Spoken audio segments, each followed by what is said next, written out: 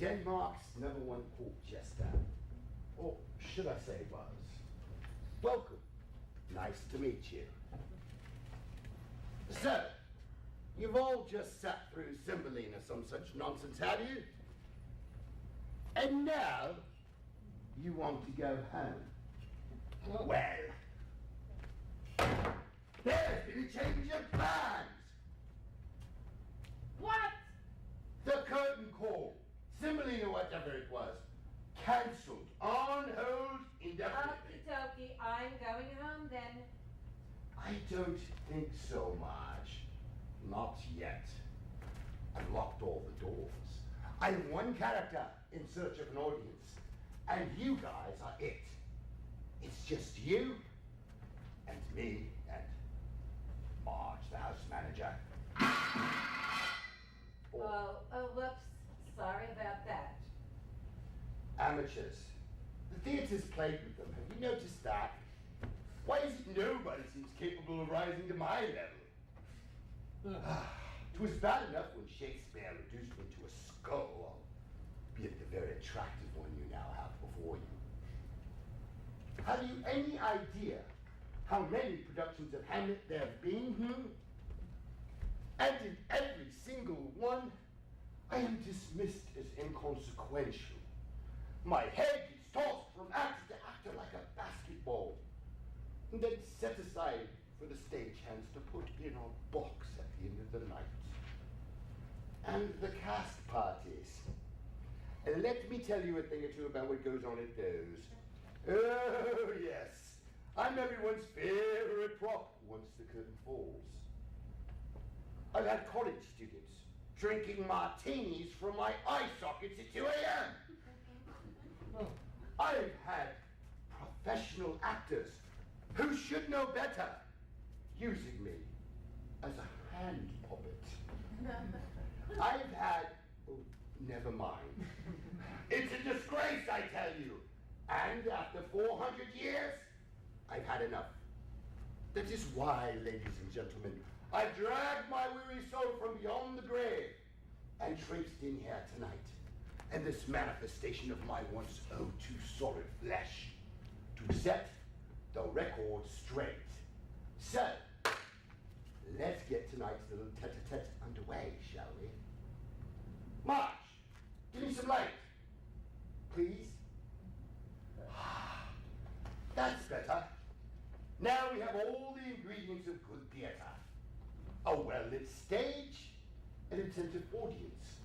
That's you. A brilliant cast, me. And the nail-biting drama of The Justice Tale. I'm Yurik. Must you interrupt? Shall I give the others their 5-minute call? What? No, have you not been paying attention? I'm the star tonight. All right. But you know how they are, and don't say I didn't warn you. Ladies and gentlemen, pay no attention to the technical staff. Let's start with Hamlet, shall we? If any of you had foresight to bring a copy of the text with you, I encourage you to follow along. We can start by turning to Act 5, Scene 1. Act 5 indeed. Why not bring me on in Act 1, Scene 1? Oh well, no use crying over spilled blood. We'll just set the scene and move on.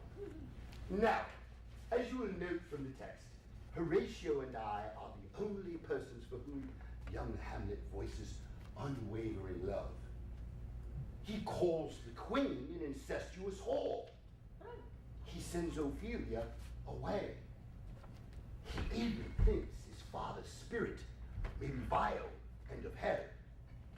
But me, this is what he says about me. Alas, poor Yorick. I knew him, Horatio, a fellow of infinite jest, of most excellent fancy. Oh, and so he would have continued on in tones of praise and love if prissy little Ophelia hadn't chosen that moment to be buried and interrupted by only singing. Oh, boo-hoo, Yorick, cry me a river so that I throw myself into it. You again. You can't say I didn't warn you.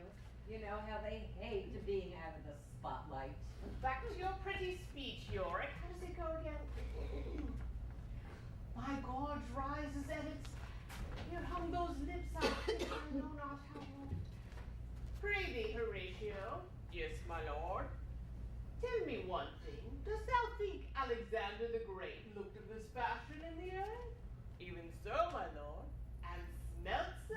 Ew. See you here, Ophelia. He likens me to Alexander the Great.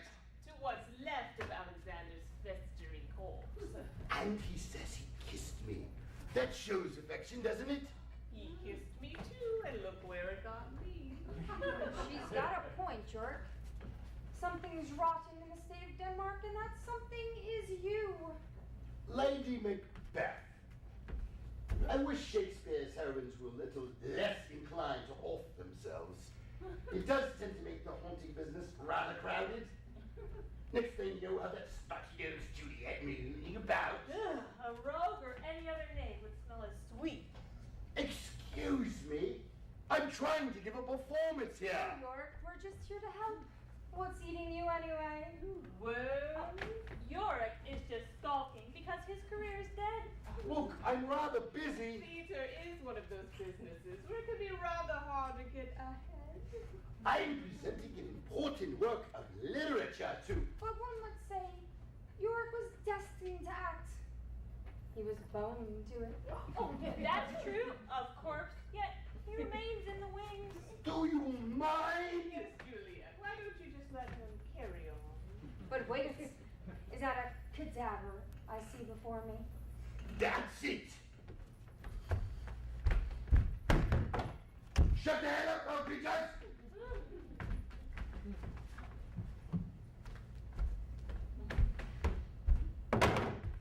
Heaven help us. Women in the stage. Ridiculous. The things modern theater gets away with in the name of feminism. It's enough to make your hair curl. But what of corpsism? Written off with the existentialist is pointless, but, I digress. Back to the first and only performance of The Justice Tale, the story of a noble justice slighted, who kills everyone in a fit of vengeance. Should I cue the ghost music now? Oh, what now? Lest! Oh! I know you! You're a fool! I beg your pardon, sire. Yes, a fool, you know? A court jester! That's right, sire. I was in fact the court jester Yorick. Oh, yes, Yorick! You were once my favorite court entertainer! Although I didn't quite like that other guy, what was his name? Osric, sire. Oh, yes, indeed, Osric! A hack. Beg your pardon? Alack, I said alack. I hear he's dead. Oh! Oh, the best people are these days! Did you know I was murdered? Dreadful business. My own brother put poison into my ear. Oh, for heaven's sake. Heaven, I don't think so. Anyway, nice sharing with you, Murick. I must be off. I have a family and a kingdom to hold.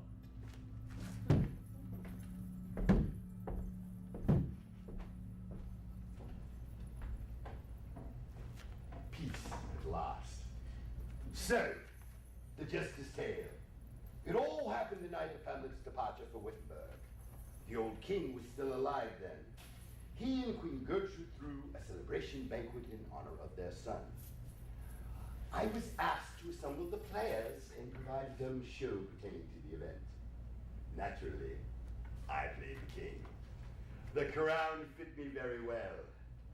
I was utterly convincing and had the audience in the palm of my hand for once, instead of the other way around. In my dumb show, the king, me, graciously granted his noble son passage across the foreign seas to seek a higher education. And, being of a poetic disposition, I included a wonderful scene in which the king symbolically poured knowledge and advice into Hamlet's ear. Unfortunately, however, it gave Claudius, the king's brother, ideas. Not yet, you idiot! I would like to finish my speech without further attention-stealing distractions, if you don't mind.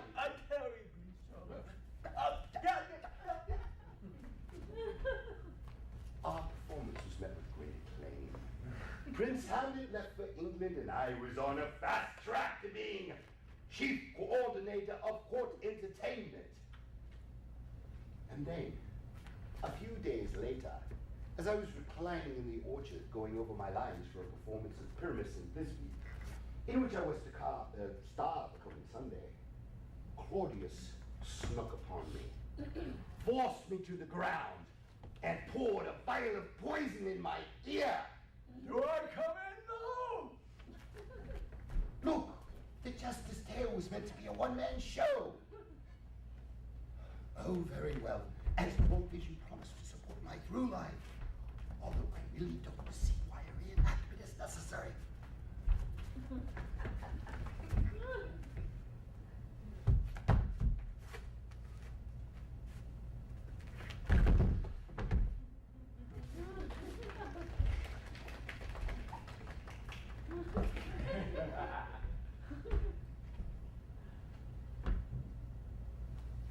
Death was slow and painful. An awful experience. One to be avoided if you get the opportunity. And I sincerely regret that you won't. But I succumbed after a valiant struggle and lay lifeless beneath the apple tree. A starring moment, one might think. But no, even in life, I was cast as the understudy. My murder at the hands of Claudius, nothing more than a dress rehearsal of the event that was to spawn Shakespeare's crowning glory.